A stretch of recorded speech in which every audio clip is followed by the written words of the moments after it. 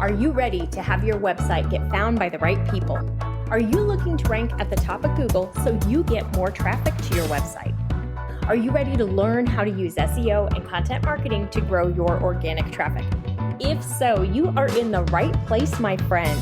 Welcome to the Simple SEO Content Podcast, where I show you how to combine the power of SEO, search engine optimization, and content marketing to build your like, know, and trust factor with your audience, which allows you to get found by the right people and turn those visitors into buyers. No more frustration or confusion, and no more time wasted wondering if you're doing your SEO right.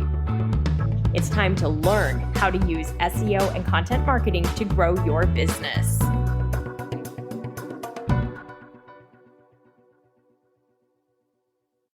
Hi, my friends. Welcome back to the Simple SEO Content Podcast. I am your host, Rachel Lindhagen, and I am so glad to have you here with me today. Today's topic is going to be a really fun one. If I were starting SEO today, here's what I would do. So if I were maybe like you are and brand new to SEO and I hadn't done it for the last 15 years and I didn't have it on my website driving all the traffic and all of that, and I were starting fresh, here's what I would do. So if I were brand new to SEO, I would want to learn how to do it the right way, mostly because I know that that's going to be the key to your success. So I'm going to give you that little help, that little hint right now. Learn how to do it the right way before you start putting your effort and time into it, because it will make a huge difference for you. But I would identify the pages that I wanted to start with on my website. If I couldn't do my entire website right away, that would be okay. But I would identify the most important pages, and I would identify those based probably on either which ones have the best potential to drive traffic to my website, meaning the ones that people would be searching for, or the ones that could potentially drive the most revenue for me. So if I had a very basic website that was like a homepage, an about page, a contact page, and maybe a couple products or services, I would probably start with the homepage, maybe the about page, and definitely the product or service pages, because those are the pages that are going to most likely drive traffic, especially for a small website. So I would start there, and I would prioritize my time and my effort on those pages that would make the most sense to drive either traffic or revenue for my business. So with that being said, I wouldn't worry about things like the contact page, at least not off the bat, because your contact page is not really going to be something that people are looking for on a regular basis. And if they are, they already know they want to work with you. They're just looking for your contact information, or let's be real, more often than not, it's a salesperson who's looking to get a hold of you, or somebody who wants to sell you something or spam you something. So we're not going to worry as much about that. So if we are just starting out, we're not really sure where to go, I would start with my homepage, probably my about page, because that's another one that's generally a good source of traffic, and then my products or services. So if you don't have those pages on your website right now, those are probably going to be the most important ones to make sure you have, and then ultimately that you do optimize. Now, as far as what would I do for SEO, I would get the SEO Content Quick Start Guide. If you don't have that yet, download it. You can get it from the freebies tab on my website. That's etchedmarketing.com/freebies. Just go ahead and request the SEO Content Quick Start Guide, because that's going to have all the rules that you need to follow to do the optimization on your site. So I would start by choosing one keyword for each of those pages that you're going to optimize. So one for your homepage, one for your about page, and one for your product or service pages. Now, if you have multiple individual products, let's say you're a course creator and you have 3 different courses, you should ultimately have 3 different course sales pages or 3 different course pages. You could optimize all 3 of those pages. If you currently only have one page that's got all your courses listed on it, that's okay to start with, but I do want you to start thinking about breaking that out and creating individual pages for each of your products, because it's going to be easier from an SEO standpoint. It's going to be easier from an optimization standpoint, okay? But for now, whatever you have is okay, because we're just starting out. So you're going to choose a keyword and you're going to remember how to choose a keyword that you can rank for. So if you're not sure, make sure you go back and listen to the episode that's all about SEO keywords and everything you know about them is wrong and here's what's right and how to choose them. Go through that training or take the free class. You can find that also on the freebies tab on the website, etchedmarketing.com/freebies. Take the free class because in there I teach you how to choose the right keyword. So make sure you're choosing a keyword that you can rank for. This is critical because if you choose a keyword that you can't rank for, you're going to do all this work and you're not going to get results because you've chosen a keyword that's too competitive and your website's not going to show up for it. So let's not do that. Let's not make that mistake. And that is one of the biggest mistakes that people make when they're just starting out in SEO. So let me help you and save you from making that mistake. Okay. So choose a keyword that your website can rank for. Now you're going to want to use that keyword in each of the places that Google is going to look for information as to what your page is about. So that means you're going to put your keyword in your title tag and you're going to keep your title tag under 60 characters, including spaces. This is in your SEO content quick start guide. So you don't have to write all this down. Just make sure that you get that so that you can take a look at it and you know that you have that right. Then you're going to use your keyword in your meta description. Your meta description is under 160 characters, also including spaces. So you're going to use it there. You're going to use your keyword in your header tags. Your H1 tag is going to be your most important. That's what really tells Google what this page is about. If you're on WordPress, your page title by default is your H1 tag. So you want to make sure that you're using your keyword in your page title. If you're on a different website builder, Showit, Kajabi, Squarespace, you may have the option to set an H1 tag, or it may be a default. So you'll need to just do a quick double check on that. Make sure that your most important keyword is in your H1 tag. If you have content on your page, which you should, make sure you've got content on your page so that Google understands what your page is about and your ideal customer can read the information and start to understand what your page is about. You're going to want to use your keyword in your copy. Now, I'm not going to tell you how many times to use your keyword because that's how we get really crummy copy. You're going to write for your ideal customer. You're going to tell them a story. You're going to provide them value. You're going to give them the information that they need.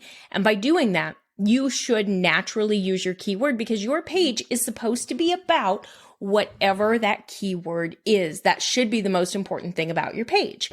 So you should naturally be using it. Now, ideally, I'd like you to also use H2 and H3 tags to separate your content. So your H1 is what your page is about. It's generally the title. You want to think of it like a story. Let's say that we're doing 3 points. Well, those 3 main points, those would be broken down and marked as H2 tags, and you should use your keyword in there.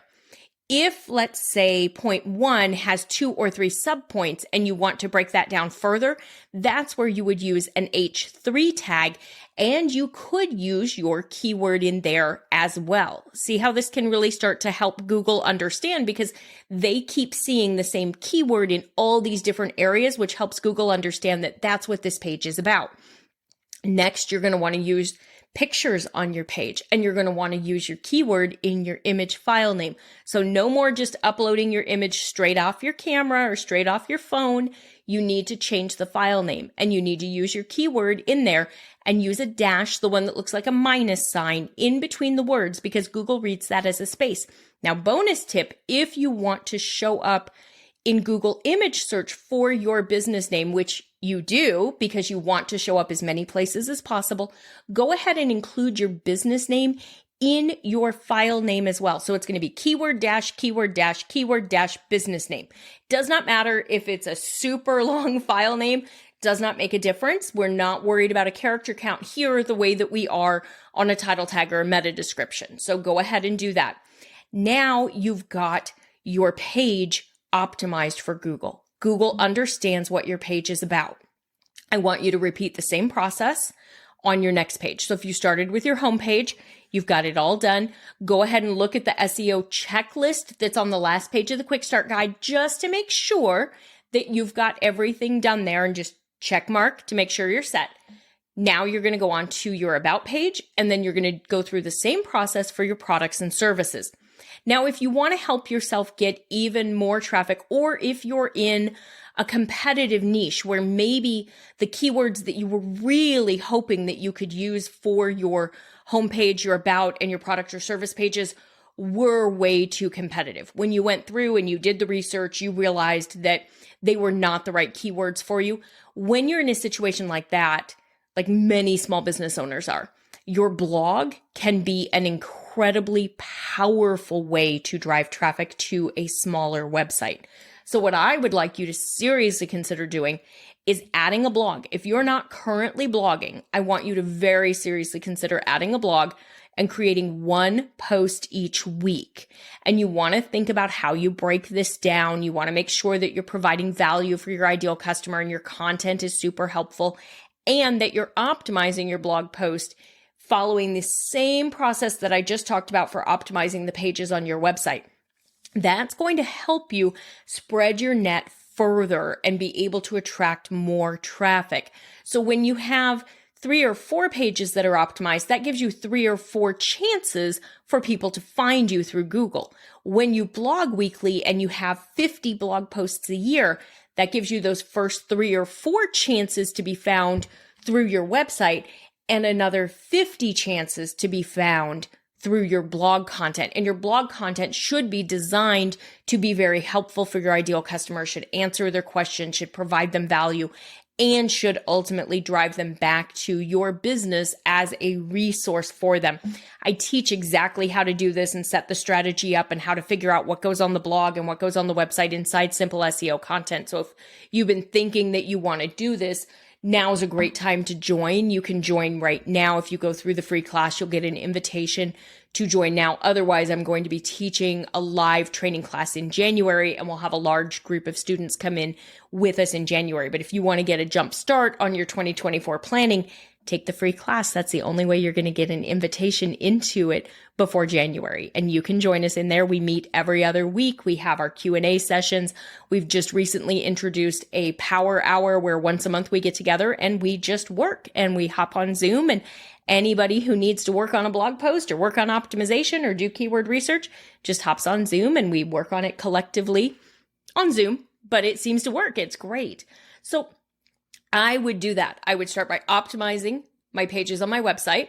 I would add a blog. And then the next thing I would do, and you're probably going to be surprised to hear me say this, I would actually start sharing my blog posts. So you're obviously going to share on social media. You're going to share on your email list. We're going to talk actually very soon about the benefits of having an email list.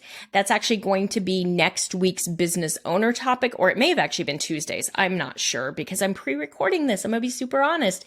This is September 26th when I'm recording these. So it's possible that was actually the Tuesday one. So go back and take a look and see if that was the podcast for business owners on Tuesday was all about your email list. If so, next Tuesday is going to be all about your opt-in. But what you're going to want to do is share those blog posts, and you're going to want to email your email list each week, and you're going to want to share them on social. If you have a podcast, you're going to want to have similar content for your podcast. If you do a YouTube video like I do, you're going to want to go ahead and record that same video. The other thing I want you to think about, because that's casting an even wider net and it's helping more people find you, I also want you to consider pinning your blog posts on Pinterest. You're going to have to do a little bit of research on Pinterest, best practices and all of that. Your keywords are definitely going to be important. Consistency is very important for Pinterest. So don't go in and do like 5 pins for one blog post and then don't do anything else again. Just commit. If you're going to do one a week, pin one a week or make 5 pins for the same one. If you're not super crafty or design guru, do like I do and just hire somebody on Fiverr to make the graphics for you to speed the process up. Create them on Canva, whatever works for you.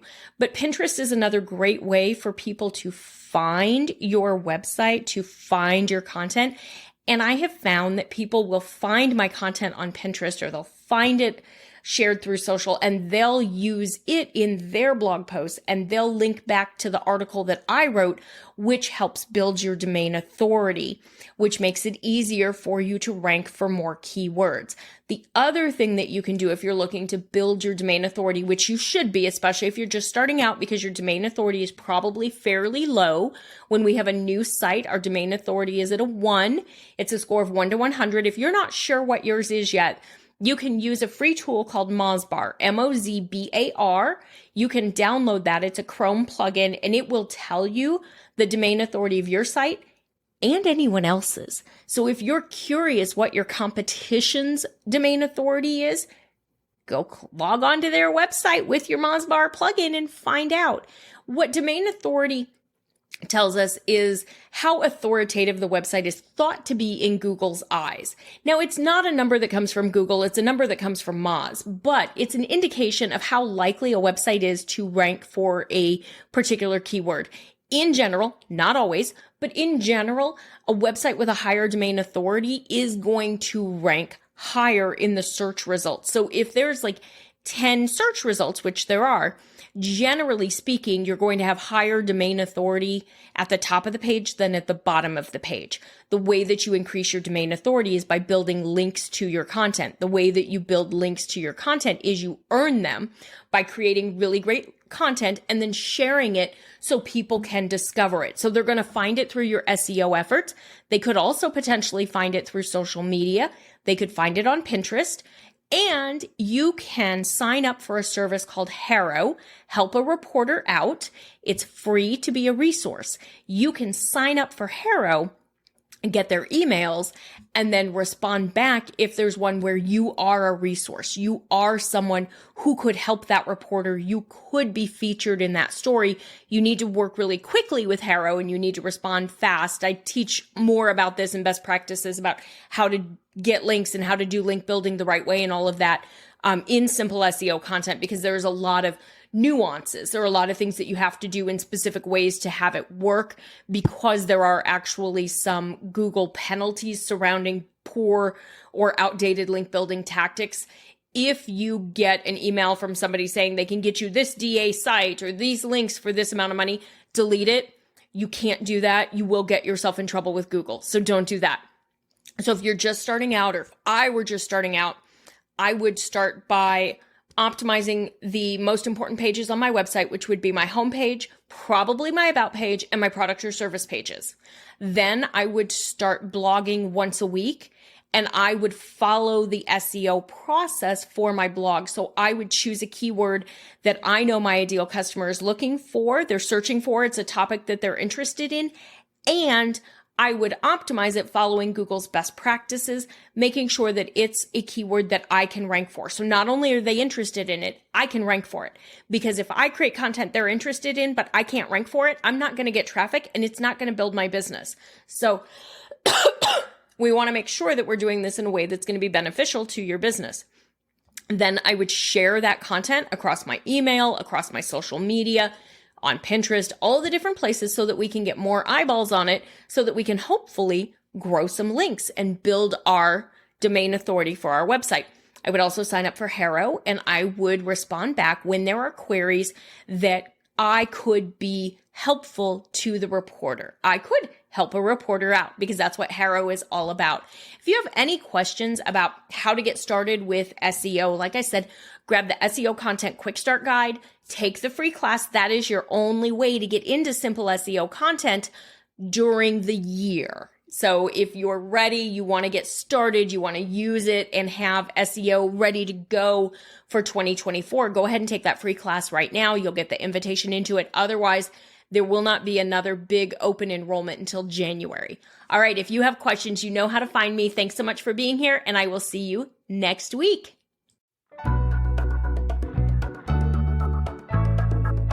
That's all for today's episode of the Simple SEO Content Podcast. I want to thank you so much for joining me. Make sure you visit my website, etchedmarketing.com, and visit the freebies tab. Right there, you're going to find the SEO Content Quick Start Guide along with the free SEO class. So you'll have everything you need to know to get started with SEO and content marketing. then do me a favor, if you wouldn't mind, if you would do a rating and a review of this podcast on your favorite platform. That would really help spread the message, and I do greatly appreciate it. If you have any questions, you can always DM me on Instagram at Etched Marketing Academy, and I will see you right back here next week.